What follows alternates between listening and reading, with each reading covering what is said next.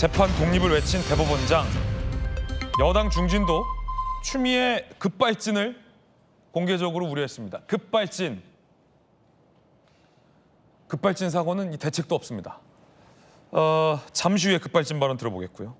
조희대 대법원장이 헌법에 재판 독립은 천명돼 있다. 법관의 신분도 보장돼야 한다라고 작심 발언했습니다. 들어보시죠.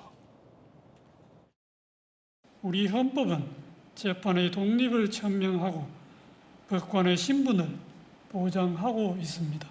이는 오직 독립된 재판을 통해서만 사법부에 주어진 헌법적 사명을 온전히 수행하고 여러분께서는 재판의 독립을 보장한 헌법 정신을 깊이 되새겨 오직 헌법과 법률 그리고 양심에 따라 재판에 임하여 주시기 바랍니다. 검사 출신의 주진우 의원님, 네. 지금 여당에서 계속 대법원장 나가라 하고 있잖아요. 네. 그 가운데 조희대 대법원장이 물론 이제 후배 법관들에게 얘기한 발언이나 헌법에는 재판 독립과 법관 신분 보장이 천명돼 있다라는 네. 걸 지금 계속 강조했는데 네. 이게 작심 발언입니까?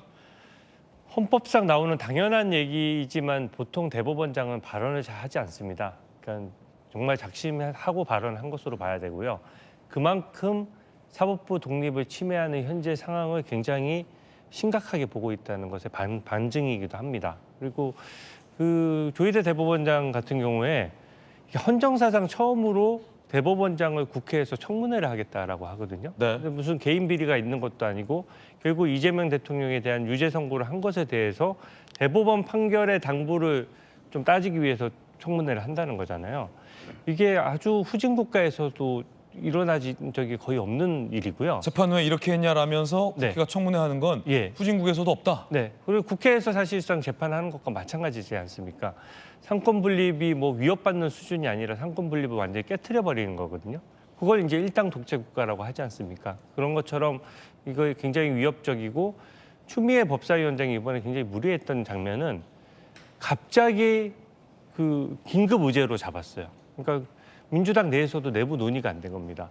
사법부의 수장을 청문회로 부르고 그것이 헌법사상 처음 있는 일인데도 이거를 제대로 검토도 한번 안 해보고 전례도 살펴보지 않은 채 마음대로 불러버린 거예요. 그리고 일방적으로 통과시키니까 어떤 수기 기간도 없었고요. 그런 것들이 약간 폭주로 역사에 남을 것 같고요. 저는 조희대 대법원장의 저 발언은 굉장히 강력한 메시지라고 생각합니다. 예, 법관의 신분은 보장돼야 한다라는 건 강력한 작심 발언이다라는 주진우 의원의 해석입니다. 최근에 세종대왕 말씀도 했습니다. 들어보시죠. 세종대왕께서는 법을 왕권 강화를 위한 통치 수단이 아니라 백성들의 삶의 질을 향상시키고 그들의 권리를 보장하는 규범적 토대로 삼으셨습니다.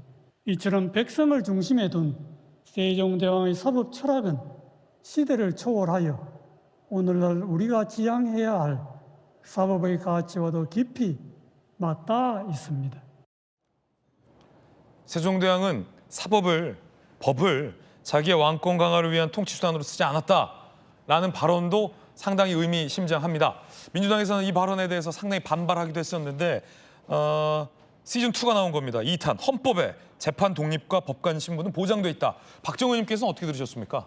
네, 원인이 있으면 그거에 대한 규명이 필요하죠. 다른 사람이 아니고 조희대 대법관이 지난번 이재명 대통령 후보 시절에 대한 판결을 내리면서 전례 없던 걸 한 거 아니겠습니까? 네네.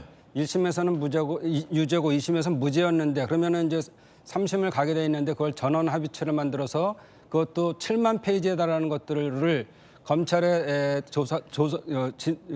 조사나 또는 피고인들의 진술 뭐 이런 것들을 보지 않고 9일 만에 판결을 해버렸어요. 이게 일이 없는 얘기죠. 거기서 저렇게 이제 사법권에 대한 독립을 얘기하지만 입법권도 있고 행정권도 있습니다. 사실은 선거라는 것이 행정 수반을 뽑는 거잖아요. 그런 상황에서 사법부가 개입했다 이런 의심이 있는 거고 그에 따른 조사를 한 거나 마찬가지죠. 그리고 조금 전에 세종대왕 말씀하셨는데 왕권 강화를 위해서 지금 이거를 지금 알아보겠다는 건가요? 청문회를 하는 건가요?